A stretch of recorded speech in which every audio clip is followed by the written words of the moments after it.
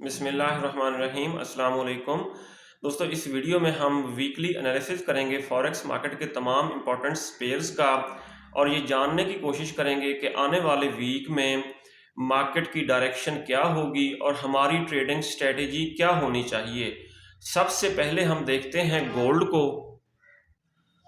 दोस्तों, जैसा कि आप जानते हैं, गोल्ड वाज़ेह बुलिश ट्रेंड में है।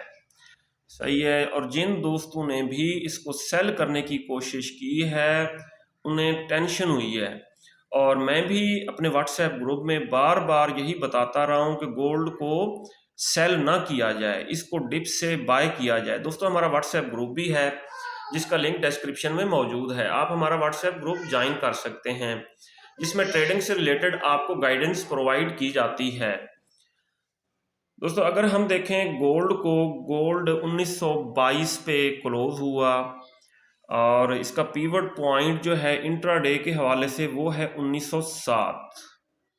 सही हो गया। और मार्केट यहाँ तक करेक्शन करने डाउन आ सकती है और यहाँ से इसको बाय किया जा सकता है।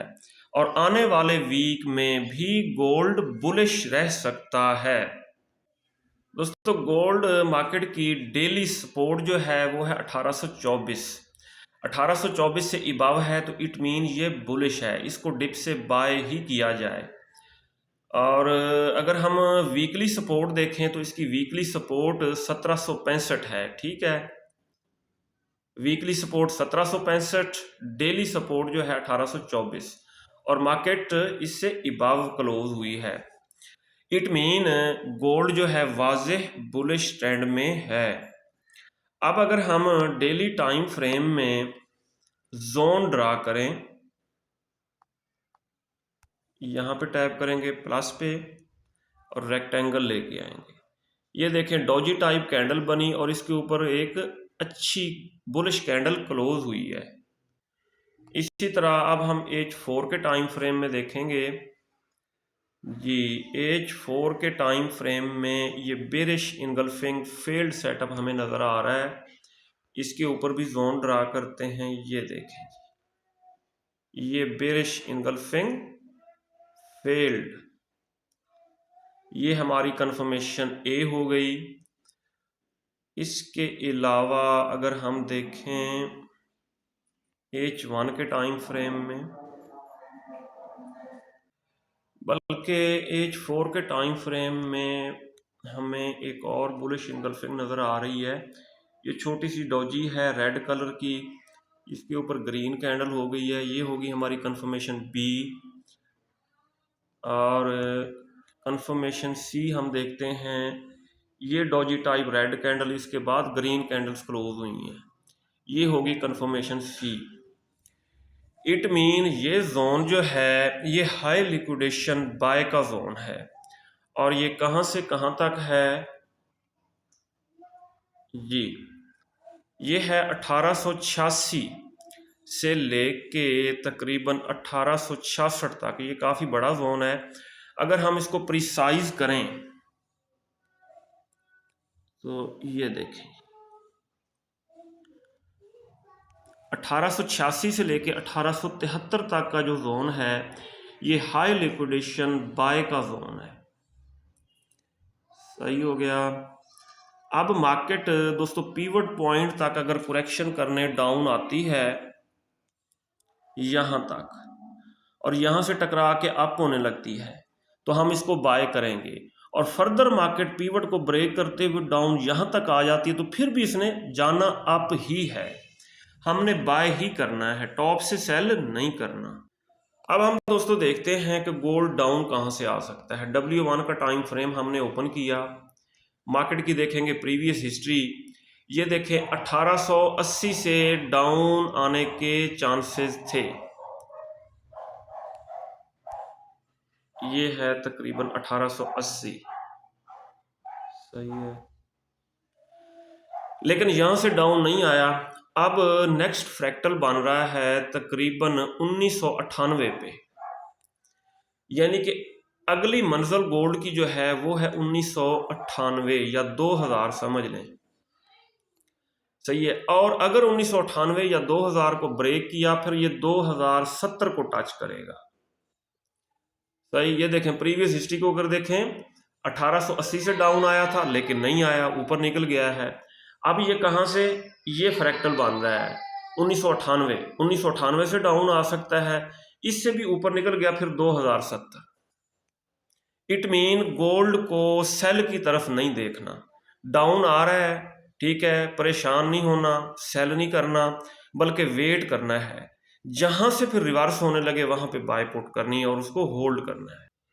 दोस्तों फॉरेक्स फैक्ट्री पे हम डाटा देख लेते हैं कमिंग वीक में हाई इम्पैक्ट्स न्यूज़ कौन कौन सी हैं। मंडे को मार्केट ओपन होगी दोस्तों, यहाँ पे लिखा हुआ है बैंक हॉलीडे, अमेरिका में बैंक हॉलीडे है, इट मीन यूएसडी से रिलेटेड पेयर्स जो हैं वो स्लो होंगे मंडे को। फर्दर अगर हम देखें तो वेंसडे को हाई इम्पैक्ट्स न्यूज़ हैं काफ़ी सारी, ये देखें वेंसडे को जापानीज येन से रिलेटेड 2 हाई इम्पैक्ट्स न्यूज़ हैं, फिर पाउंड से रिलेटेड हाई इम्पैक्ट न्यूज़ है।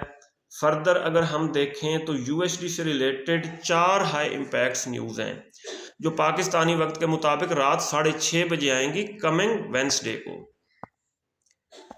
बाकी नॉर्मल डाटा है, मीडियम इम्पैक्ट्स न्यूज़ भी आएंगी और हाई इम्पैक्ट्स न्यूज़ ज़्यादा जो हैं वो हैं वेंसडे को।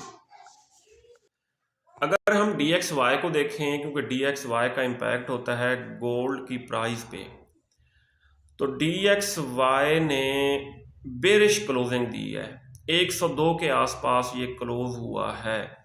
अब DXY अगर करेक्शन करने थोड़ा बहुत अप होता भी है तो ये 103 के आसपास जाने के बाद दोबारा डाउन आएगा, जिससे चांसेस यही रहेंगे कि गोल्ड मार्केट अप ही जाएगी। इसलिए गोल्ड को टॉप से सेल नहीं करना बल्कि डिप से बाय करना है कमिंग वीक। जी दोस्तों D1 के टाइम फ्रेम में अगर हम क्रूड ऑयल को देखें तो crude oil market bullish trend में है, वाज़ेह बुलिश ट्रेंड में है और 80.23 पे मार्केट क्लोज हुई है।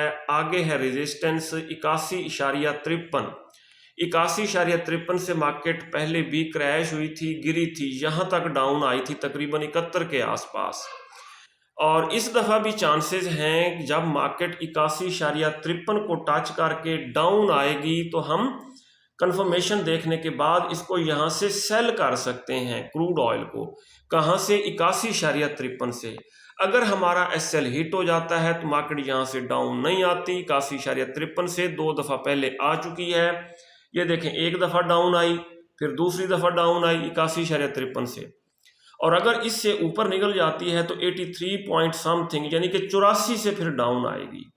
क्योंकि लास्ट टाइम ये देखें 84 से मार्केट डाउन आई थी, कहाँ तक डाउन आई थी? 70 तक डाउन आई थी। अब 2 सेल के लेवल्स हैं दोस्तों कमिंग वीक, एक 81.53, दूसरा 83.17। सही हो गया। अगर यहाँ से मार्केट डाउन आने लगेगी कंफर्मेशन के बाद हम यहाँ से सेल करेंगे क्रूड ऑयल को, और अगर मार्केट 84 से भी डाउन ना आई तो फिर नेक्स्ट 93.50 से डाउन आएगी। ये देखें 93.50, लास्ट टाइम भी रेजिस्टेंस साबित हुई, यहाँ से मार्केट डाउन आई 70 तक, और अब भी जब मार्केट अगर 84 से डाउन नहीं आती, इससे ऊपर निकल जाती है तो फिर हम 93 से सेल करेंगे, 93.50 से क्रूड ऑयल को। ये गोल्ड के हवाले से एक चीज़ हम डिस्कस करना भूल गए दोस्तों, यहाँ पे H1 के टाइम फ्रेम में बेरिश इनगल्फिंग बनी है। H1 के टाइम फ्रेम में ये देखें, इस ग्रीन कैंडल को रेड कैंडल ने इनगल्फ किया है, ये बनी है बेरिश इनगल्फिंग। सही हो गया जी। अगर मार्केट आती है डाउन पिवट पॉइंट तक, यहाँ पे इसको डबल सपोर्ट मिलेगी। एक तो पिवट पॉइंट की 50% करेक्शन हो जाएगी, दूसरा नीचे बेरिश इनगल्फिंग सेटअप फेल हुआ है तो ये डबल कंफर्मेशन हो जाएगी, यहाँ से मार्केट अप जाने के ज़्यादा चांसेस रहेंगे।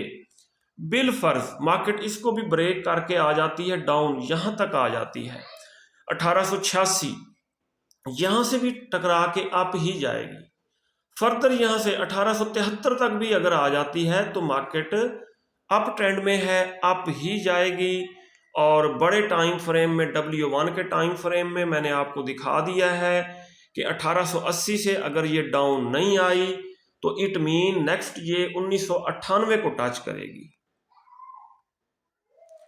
और गोल्ड के हवाले से अगर न्यूज़ देखी जाए, यहाँ पे मैंने लिखी हुई हैं, gold could make downward correction, gold जो है डाउनवार्ड कुरेक्शन कर सकता है कमिंग वीक, लेकिन इसका मतलब ये नहीं है कि हम सेल करने लग जाएं, क्योंकि ट्रेंड बाय का है, बाय के ट्रेंड में सेल नहीं करना चाहिए। हम वेट करेंगे, जहां से ये रिवर्स होगा, बुलिश सिग्नल बनाएगा, ठीक है, वहां से हम इसको बाय करेंगे। इसी तरह यूएस ऑयल के हवाले से एक इंपॉर्टेंट न्यूज़ है, मैंने यहाँ लिखी हुई है, एक्स्ट्रा रिबाउंड नॉट फेवर्ड, के क्रूड ऑयल मार्केट जो है फर्दर अप जाने के चांसेस कम हो रहे हैं, ये डाउन आ सकती है, लेकिन हमें हिस्ट्री ये बता रही है कि ये कहाँ से डाउन आएगी, ये 81.53 से या 84 से डाउन आएगी। अब दोस्तों अगर हम नेचुरल गैस को देखें तो अफसोस के साथ ये कहना पड़ रहा है कि नेचुरल गैस बेरिश क्लोज हुई है, बुलिश क्लोज नहीं हुई। अगर ग्रीन कैंडल क्लोज हो जाती, वीकली क्लोजिंग इसकी ग्रीन कैंडल से हो जाती, फिर हम समझते कि आने वाले वीक में ये अप हो सकती है।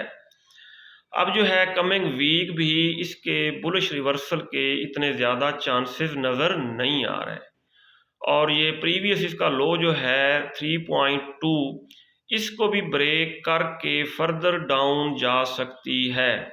इसलिए जो दोस्त इसको लॉन्ग टर्म के लिए बाय करना चाहते हैं नेचुरल गैस को, उन्हें थोड़ा और वेट करना होगा। जब तक बुलिश रिवर्सल नहीं हो जाता हम इसको बाय नहीं करेंगे। दोस्तों अगर हम सिल्वर को देखें तो सिल्वर मार्केट एक तरह से रेंज बाउंड भी है। ये देखें, ये इस चैनल में अप डाउन हो रही है। ये चैनल तकरीबन 24.50 से लेके कहाँ तक है, 23.2 तक, 23.20 से लेके 24.50 तक ये अप डाउन हो रही है। ये देखें, अब इसके ऊपर ट्रेडिंग स्ट्रेटेजी कमिंग वीक क्या होनी चाहिए। दोस्तों गोल्ड की तरह ये भी बुलिश है और बुलिश ही इसने क्लोजिंग दी है। अब ये मार्केट करेक्शन करने थोड़ा बहुत अगर आती है डाउन, कहाँ तक डाउन आ सकती है और बाय का जोन कौन सा हो सकता है वो मैं वाज़ेह कर देता हूँ। ये देखें जी, 24 से लेके 23.80 तक ये बाय का जोन है, और मार्केट इस जोन में आने के बाद अप ही जाएगी। किस तरफ जाएगी, 24.50 को ब्रेक करेगी, 25 और 26 की तरफ जा सकती है सिल्वर।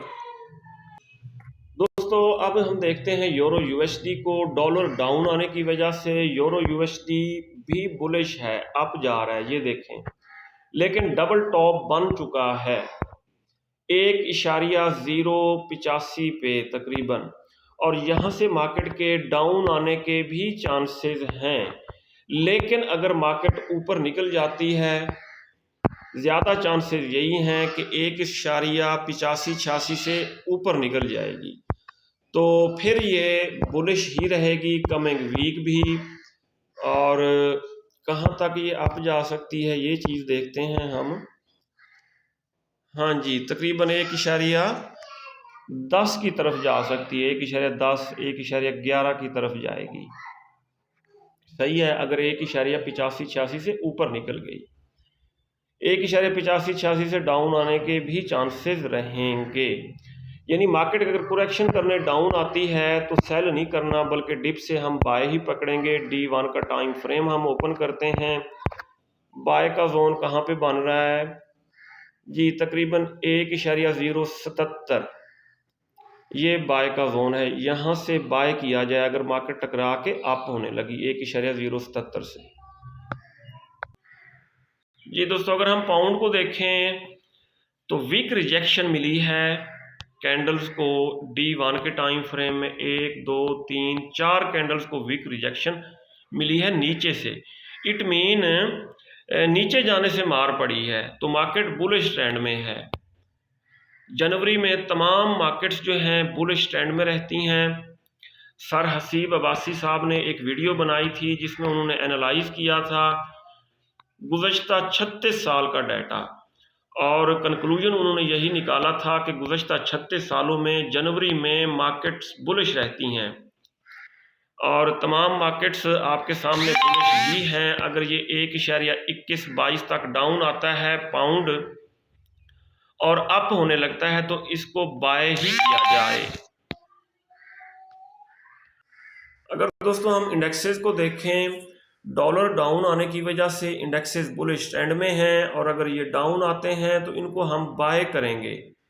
ठीक है, बाय का जोन कहाँ पे है? 11,190 या 11,200, यहाँ से भी इसको बाय किया जा सकता है। ठीक है, और फर्दर मार्केट डाउन आ जाती है और अप होने लगती है तो इसको बाय ही किया जाए नीचे से। और ये नीचे स्ट्रांग जोन है 10,970 वाला। ठीक है, मार्केट अगर यहां तक भी डाउन आ जाती है, मार्केट ने जाना अप ही है। इसी तरह US 30 मार्केट भी कमिंग वीक बुलिश रह सकती है, लेकिन पहले करेक्शन करने डाउन जरूर आएगी। 200 मूविंग एवरेज से भी इसको रिजेक्शन मिल सकती है। फर्दर डाउन आती है तो नीचे स्ट्रांग सपोर्ट है और स्ट्रांग बाय का जोन है 33,325 के आसपास। यहाँ से इसको बाय किया जाए डाउन आने के बाद अगर ये मार्केट अप होती है, और coming week US 30 market bullish रहेगी। हाँ जी, डाउन ज़रूर आ सकती है लेकिन वो करेक्शन या रिट्रेस करने के लिए डाउन आएगी। ट्रेंड बुलिश ही है और मार्केट वाज़ेह बुलिश ट्रेंड में है क्योंकि ये 200 मूविंग एवरेज से इबव है H4 के टाइम फ्रेम में। जी दोस्तों, जर्मन 30 मार्केट को अगर हम देखें बड़े टाइम फ्रेम में, जर्मन 30 मार्केट कंसेक्टिव इसने ग्रीन कैंडल्स बनाई हैं। ये देखें 1 2 3 4 5 ग्रीन कैंडल्स बनाई हैं। अब ठीक है, कमिंग वीक थोड़ी बहुत करेक्शन हो सकती है, इसका मतलब ये नहीं है कि मार्केट डाउन आ रही है और हम सेलिंग स्टार्ट कर दें। हम डिप से बाय पकड़ेंगे, स्कैल्पिंग वाली सेलिंग की जा सकती है। और फर्दर भी मार्केट अगर यहाँ तक डाउन आ जाती है 15,000 के आसपास, 14,240 के आसपास, तो यहाँ से भी इसके अप जाने के चांसेस रहेंगे। दोबारा मार्केट रिवर्स होंगी बुलिश ट्रेंड की तरफ ही। जी दोस्तों, अगर हम क्रिप्टो किंग BTC को डिस्कस करें तो काफ़ी अरसे बाद इसने 20,000 को टच किया है, बल्कि 20,000 से भी ऊपर 20,960 पे है इसकी करंट प्राइस। और यहाँ से आज ये थोड़ा डाउन ज़रूर आएगा क्योंकि मार्केट ओवरबॉट हो चुकी है, और यहाँ पे डबल टॉप भी एक तरह का बन जाएगा। ये डबल टॉप यहाँ पे बना के थोड़ा बहुत डाउन आएगा, लेकिन इसको बाय किया जाए तो ज़्यादा बेहतर है। और बाय टॉप से नहीं करना वरना फंस जाएंगे, लॉस होगा। बाय करना है डिप से, और बाय करने का तरीकाकार क्या होता है? ये D1 का टाइम फ्रेम है, ये जो आखिरी कैंडल है ना कल वाली, ठीक है, ये हमने सपोर्ट लगा ली है। ठीक, अब हम देखेंगे H4 के टाइम फ्रेम में। जी, मार्केट जब इसको रिटेस्ट करके अप होने लगे 19,930 को, फिर बाय कर सकते हैं। सही है, और अगर इसको ब्रेक कर दिया तो फिर हम वेट करेंगे रिवर्स होने का। कहाँ से रिवर्स हो सकता है? H1 में देखते हैं जी। इट मीन टॉप पे ये छोटी छोटी डॉजी टाइप कैंडल्स बन रही हैं। बायर्स की पावर यहाँ ख़त्म हो चुकी है और मार्केट यहाँ से डाउन आएगी। डाउन ज़्यादा तो नहीं आ सकती, लेकिन यहाँ तक आने के चांसेस हैं। 19,930 के आसपास यहाँ से टकरा के दोबारा अप होगी। ये था दोस्तों आज का एनालिसिस। अपना बहुत सारा ख्याल रखिएगा, हमें दुआओं में याद रखिएगा। अल्लाह हाफिज़।